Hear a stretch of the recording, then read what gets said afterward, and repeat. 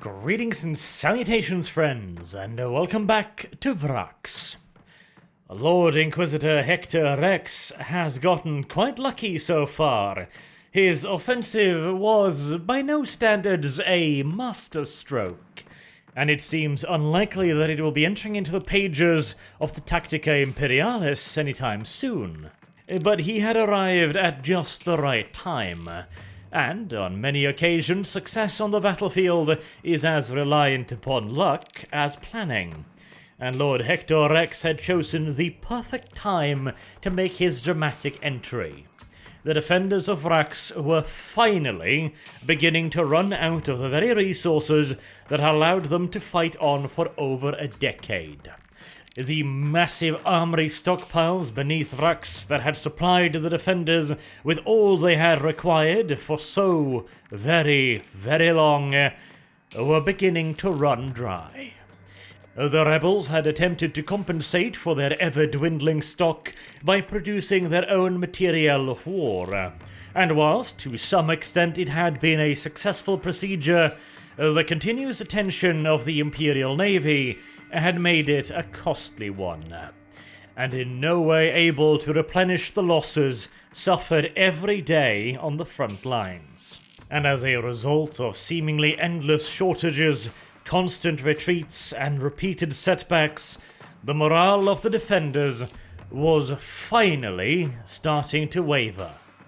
Their cause may have been an infernal one, motivated by the power-hungry greed of an apostate Cardinal, but no one could fault the Vraksians' efforts in defending their homeworld.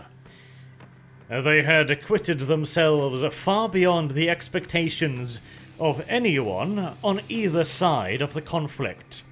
They had fought with an unflinchingly tenacious spirit that did not waver even in the face of repeated withdrawals and constant, torturous defensive operations. They had displayed a skill and ability to adapt that had left Imperial commanders shocked. These mere PDF and auxiliary troops had held off one of the mightiest Imperial armies in the galaxy for over a decade. They had withstood the repeated onslaughts of the Death Corps of Krieg. They had stood up to the Dark Angels and even the Titans of Legio Astorum. And it was only through a monstrous expenditure of material, manpower, and energy that the Imperium was finally winning the war on Vraks. If the situation had been different, and the defenders of Vraks were fighting off some insidious alien threat, no doubt the planet and its population would have been remembered as heroes of the Imperium that held out for an incredible amount of time against overwhelming, insurmountable odds. But unfortunately, both for the Imperium and the population of Vraks, the situation was not different. And the lives of every single man, woman, and child on the planet had all been irreversibly doomed by the actions of the apostate Cardinal. And through his further actions, their very souls had also become tainted. A taint that could only be cleansed by the mercy of the God Emperor. But even that small mercy was about to be taken from them, as a far more dire force had begun to rise on the planet. Ever since the arrival of their off-world allies, the war had taken on a new and even darker tone. A tone that was set to be made all the worse for the actions of a cornered warlord called Zuhfor. Up until this point, Zuhfor and the other Chaos leaders had viewed the apostate Cardinal as a tool, a means through which they could retain control of the Vraksian defenders and ensure their continued loyalty and assistance. As long as the mortal defenders of Vraks continued to resist, the Chaos Space Marines were free to pursue the war in whatever manner they so wished. They could attack where they wanted, fight how they wanted, and execute their greater desires and objectives at their leisure. But now that the defenders were showing signs of cracking under the irresistible pressure of the Imperium, the Chaos Space Marines' own positions were beginning to be threatened. Zuhfor was not done with this war yet. He intended to wring every last drop of blood out of the conflict before he would begin looking for his escape plan. And, since the Cardinal clearly no longer commanded the full loyalty of his men, there was no longer any need to carry on with the pretense that the Chaos Forces obeyed or even respected him in any way, shape, or form. But before the Cardinal could be tossed aside, Zuhfor would have to solidify his own power base. He was not the only warlord on the planet, and if he truly wished to continue the war to its bitter end, he would require the forces of the other leaders as well. But whether he acquired those forces through cooperation or subjugation was a distinction without a difference as far as Zuhfor was concerned. He would start by bringing the two other large Khanate warbands under his command. Zuhfor's own Skulltakers were one of three major group of Khanate berserkers on the planet. The second was the berserkers of Vraks, and the third would be the Sanctified. The most straightforward of the two would undoubtedly be the berserkers. A traditional Khanate warband. All Zuhfor would have to do to take command over them was challenge their current leader to an honored duel. The loser would die, and the winner would gain command over both warbands. And with Zuhfor being big, even for a Chaos Space Marine, and a veteran of hundreds of years of warfare, he was quite confident about his chances. And indeed, it did not take long before the previous leader of the Berserkers of Vraks lay bleeding out on the field. It was now or never if anyone else wanted to challenge Zuhfor's right to leadership, but even Khanate berserkers have a small amount of self-preservation instinct. After all, they could hardly offer up a great quantity of skulls to Khorne if they were killed here and now, and so no one stepped forth to challenge Zuhfor's role as a leader. The Sanctified, however, were a slightly different proposition. There was a bit too much of the word-bearers in that warband for Zuhfor's liking, and something like an honor duel would probably not be binding. Even if he were to claim the skull of their leader, odds were that the remainder of the warband would be inclined to follow his directions, preferring instead to continue to pursue their own pointless demon-summoning ways. But luckily, Zuhfor possessed a kind of currency that the Sanctified would never be able to resist. The true name of a demon, and not just any demon, but the Guardian of the Throne of Skulls. The most powerful bloodthirster in the entirety of Khorne's vast warband. How precisely a mere Khanate warlord had acquired such arcane knowledge is up to speculation, but many have theorized that Zuhfor's presence on Vraks was no mere accident, that he was the pawn of a far more insidious creature, Abaddon, the Harmless. Hey, even a broken clock is right twice a day, and it would appear that Failbadon had for once happened upon a halfway decent plan. And whilst I am sure that an entire platoon of porky piglets were winging their happy little asses past Abaddon's window when he came up with it, that does not change the fact that Zuhfor was the right man in the right place at the right time. He wished to extend the war, and the Sanctified wished to bring the children of the Blood God into the material realm. and Zuhfor possessed the true name of one of the most favored of all of those children, along with a plentiful supply of sacrifices. The Sanctified would never allow such an opportunity to pass them by, and if they must temporarily subjugate themselves to some muscle-bound, cornered brainlet to achieve it, then so be it. No doubt they could outsmart Zuhfor at some point further down the road. And with the 3 largest cornered warbands under his command, all the various smaller ones immediately joined up with Zuhfor, knowing full well the alternative. With that complete, Zuhfor then went on to introduce the rest of the Chaos warbands on the planet to their options when it came to dealing with the new power structure.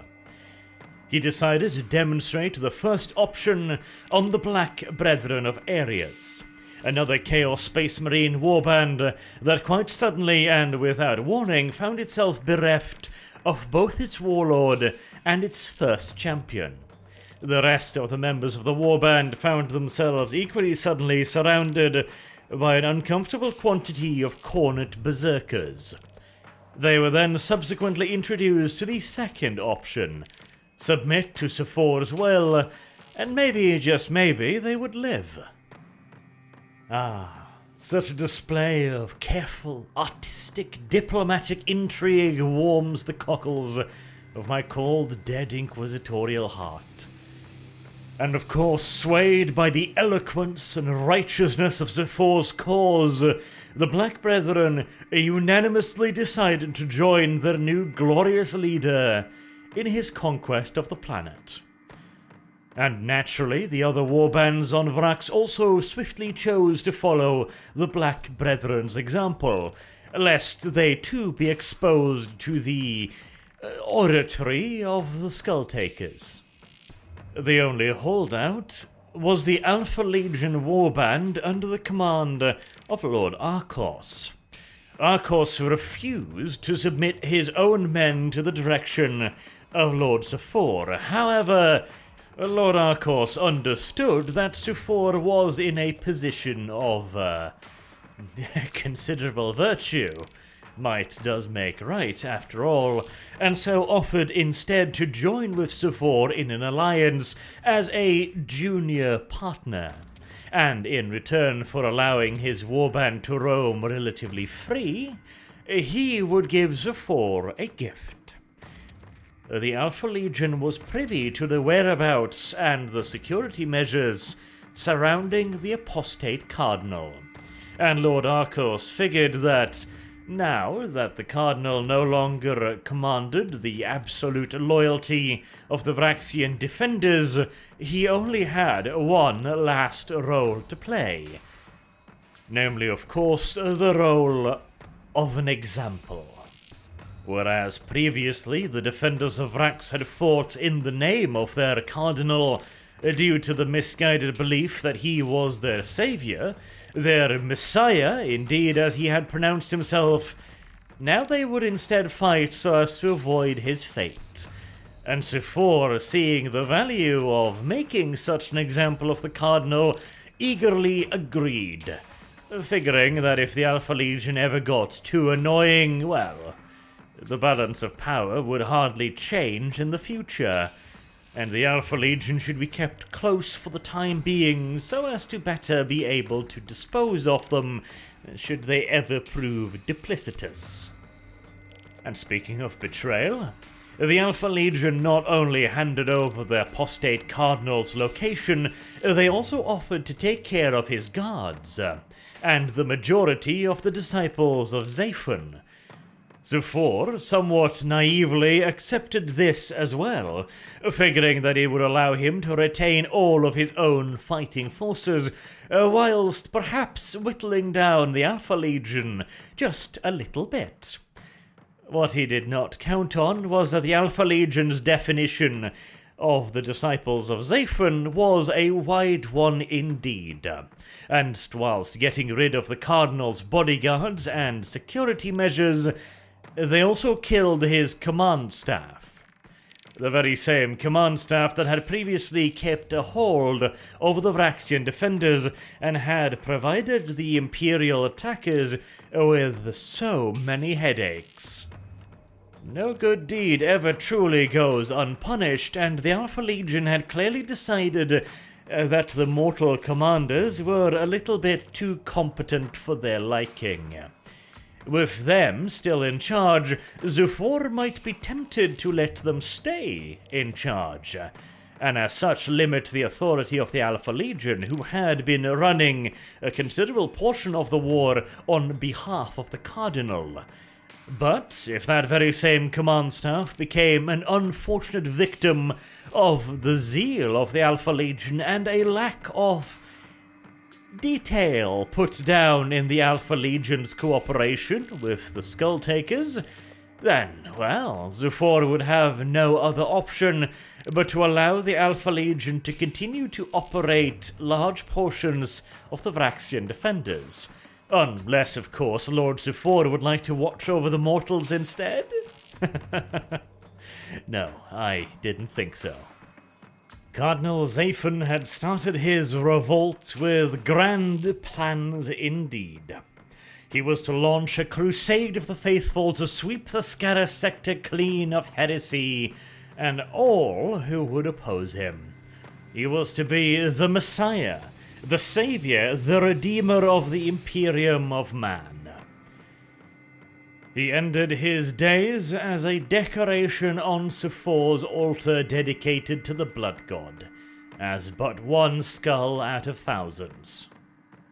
If it were not for the fact that the Cardinal had been stark raving mad for several years at this point, he may have appreciated the irony of his previous dreams of launching a crusade to rid the Scarra sector of all heretical and chaos influence, whilst now his very flesh, blood, and skull was used to build up a ginormous altar that would serve as a warp gate to bring those very same demons he had once sought to exterminate into the mortal world.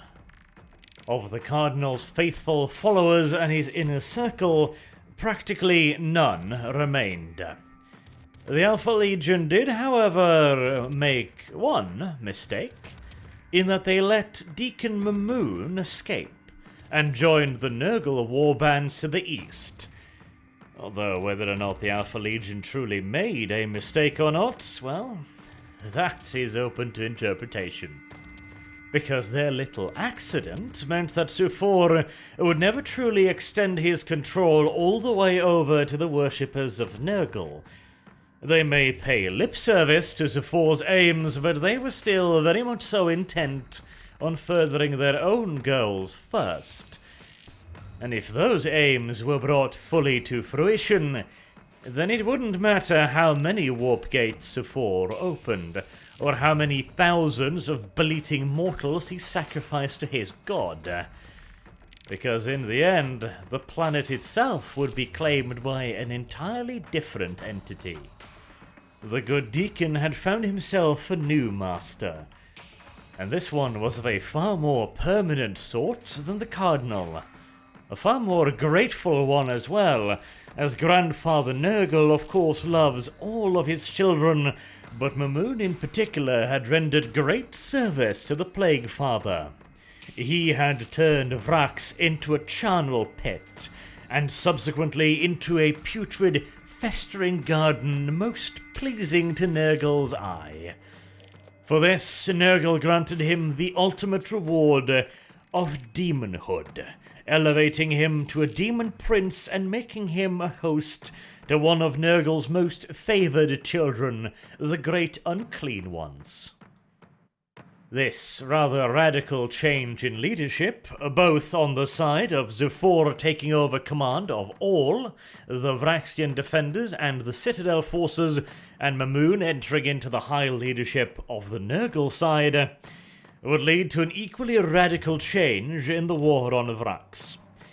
So far, the war had been fought primarily by the mere mortal followers of both parties, The Death Corps of Krieg had only been partially and temporarily supported by the God Emperor's Astartes, whilst the Defenders had received indirect and highly independent support by Chaos Space Marines. Those forces, however, did whatever they wanted, whenever they wanted, in whatever fashion they wanted. They waged their own private war with their own private concerns, leaving the bulk of the fighting and the duty of actually holding the front line to the mortal followers and their commanders. There were one or two exceptions to this rule, like the Iron Warriors, for example, who simply moved into a section of the front line and dared anyone to challenge their occupation of it, and of course the Eastern Front, where the worshippers of Nurgle had dug in. And no man, heretical or otherwise of sound mind, would want to spend more time than absolutely necessary in such odious company. The Eastern Front, however, was to be a small taste of what was to come. Now that the entire war was commanded by the zealous followers of various chaos powers, things were about to take a turn for the worse. Previously, no matter how dark and unlikely such a prospect may have appeared, the Vraksian defenders had fought for victory.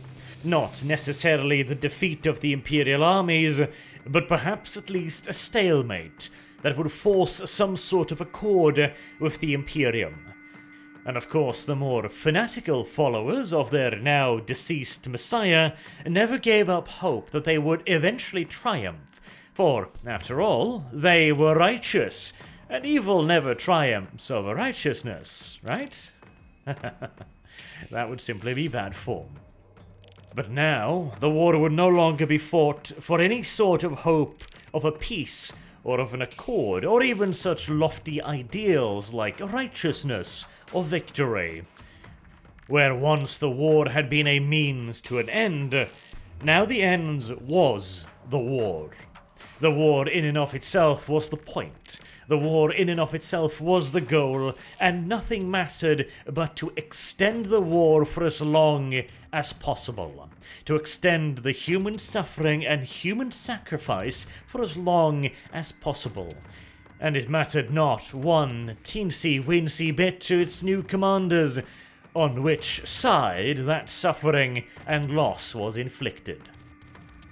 And whereas the apostate Cardinal and his command structure had been hesitant to employ some of the more controversial means at their disposal, like the TP3 gas, for example, as the followers of Nurgle had already demonstrated, the new commanders of the war were considerably less scrupulous, and they had access to other means of waging war that the Cardinal could not have dreamed of in his worst nightmares.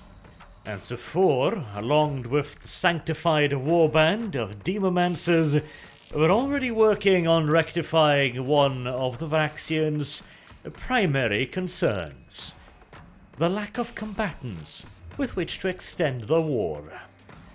Luckily, the Sanctified had an idea or two about where one might find some very eager volunteers to rectify this problem.